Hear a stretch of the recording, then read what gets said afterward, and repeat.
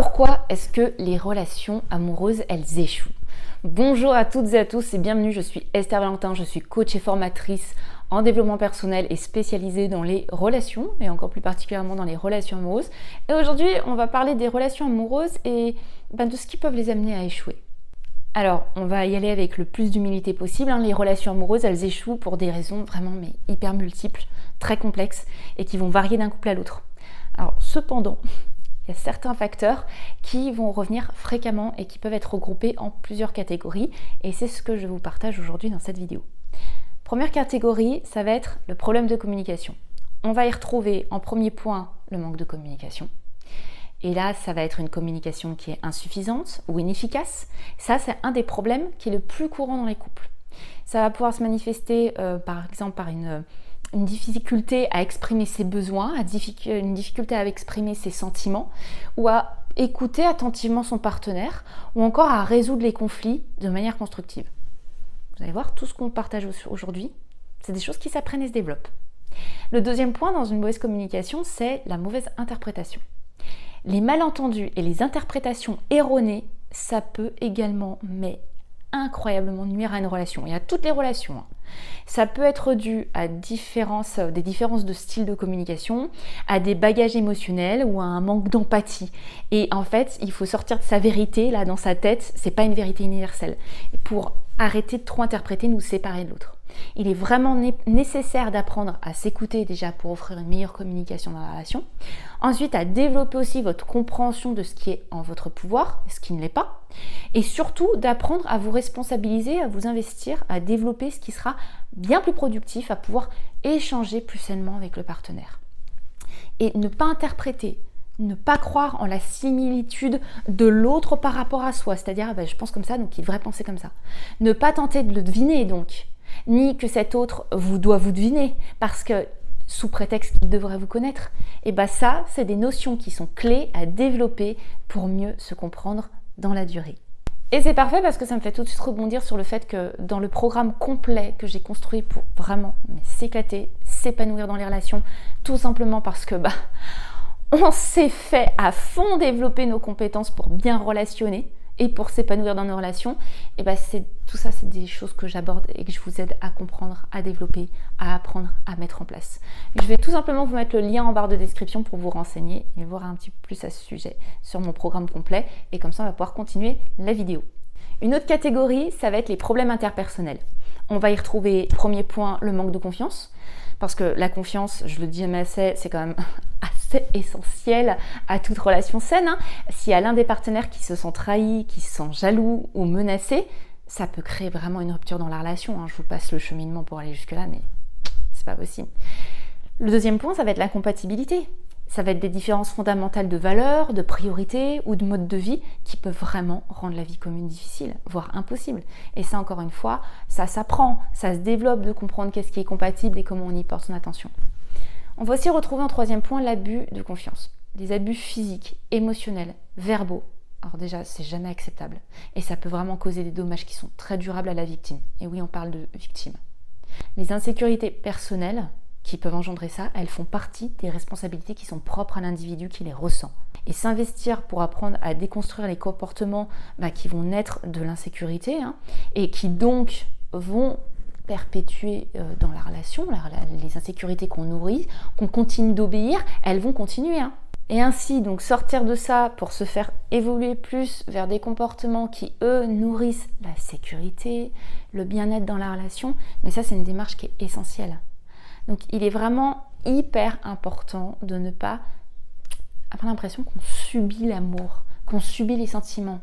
Mais vraiment d'éveiller votre conscience à que vous êtes beaucoup plus responsable en développant votre compréhension de vos choix, à apprendre à choisir non plus sur vos insécurités par exemple, mais sur des valeurs que vous voulez retrouver dans votre relation, à développer votre capacité d'évaluation de la compatibilité aussi, pour plus tenter de vous retrouver, de rejouer un schéma destructeur dans vos relations.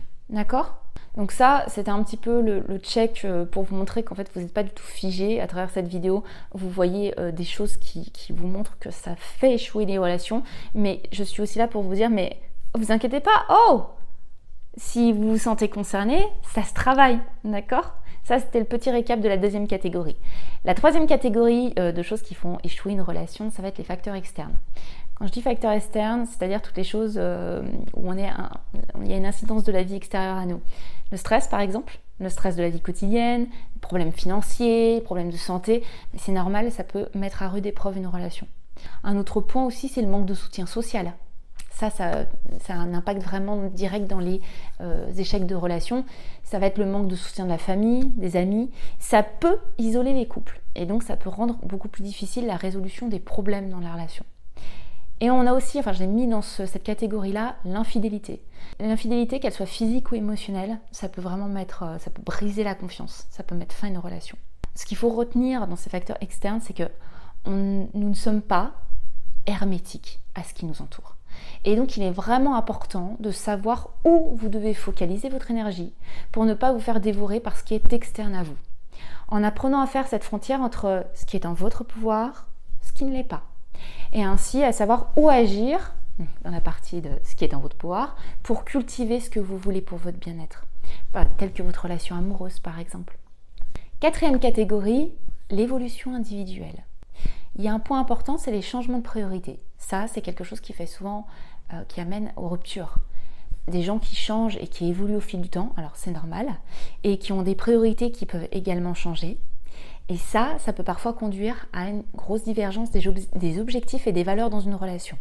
Et ça amène à beaucoup d'échecs de relation. Quand je dis échec, on parle de rupture. Il y a aussi un autre point, c'est la négligence de soi. Il est vraiment important de prendre soin de soi et de son propre bonheur, je le dirai jamais assez dans une relation. Si un partenaire dans une relation se néglige au profit de la relation uniquement, ce que ça peut entraîner, c'est du ressentiment, de l'insatisfaction, de la nécessité, de la dépendance. Et on va retrouver un autre point aussi, c'est le manque d'engagement. Un manque d'engagement de l'un des partenaires, ça peut signifier qu'il n'est pas prêt ou disposé à faire le travail nécessaire pour que la relation réussisse. Là, ce que je vous demande face à cette catégorie-là, c'est une bonne écoute de soi, une communication avec le partenaire. Ça permet au couple de pouvoir évoluer ensemble, plus durablement dans une relation, de faire face aux changements nécessaires aussi, se réajuster ensemble. Et ça ajoute à ça vraiment la nécessité de développer vraiment une responsabilisation de son bien-être personnel pour ne pas projeter vos besoins et vos envies sur l'autre ou sur la relation. Et donc, on rentre dans la définition de la dépendance. Développer sa responsabilisation dans les relations, comprendre ce que c'est, ce à quoi ça engage, et c'est également se permettre d'être plus engagé envers soi-même et vos besoins. Ce qui fait filtre aux relations où l'autre ne veut pas s'engager. Qu'il est vraiment important de noter que ces facteurs, ils ne sont pas du tout exhaustifs et qu'il y a de nombreux autres éléments évidemment qui peuvent contribuer à échec d'une relation. Alors vraiment, je vous demande de mettre des guillemets autour de ce terme, c'est-à-dire à la fin d'une relation et qu'elle n'est plus possible dans la durée. Donc si vous êtes confronté à des difficultés dans votre relation, il est vraiment important de ne pas rester dans l'attente, juste attendre, mais que vous soyez, que vous développiez le fait d'être là, je mets un grand là, personne qui s'investit à en apprendre plus, à développer des choses qui ont son pouvoir pour redonner une direction épanouissante à votre vie relationnelle. Et je vous redis, c'est exactement les fondements de mon programme complet que je vous propose et je vous mets toutes les infos en barre de description de cette vidéo. Donc vraiment, n'oubliez pas de vous écouter, d'écouter ce qui se passe dans votre vie relationnelle, de rester attentif au fait que vous n'êtes pas du tout figé à ce que vous en savez aujourd'hui. Vraiment. Du moment que vous pensez ça et que vous allez à la rencontre de nouveaux apprentissages, que vous ouvrez votre esprit à tiens, comment on peut pousser les choses pour que je m'épanouisse encore plus relationnellement, il y a un monde qui s'ouvre à vous, tout simplement. N'hésitez pas à vous abonner sur ma chaîne pour avoir tous mes conseils et être informé de toutes mes nouvelles vidéos sur le sujet du développement personnel et du relationnel. À mettre un petit pouce si cette vidéo vous a plu, à mettre un petit commentaire, ça me fait toujours très plaisir vos partages. Et puis, vous savez très bien, je pense, si vous me connaissez, je ne vous lâche pas parce que je vous retrouve très très vite pour une prochaine vidéo. À très vite. Bye bye.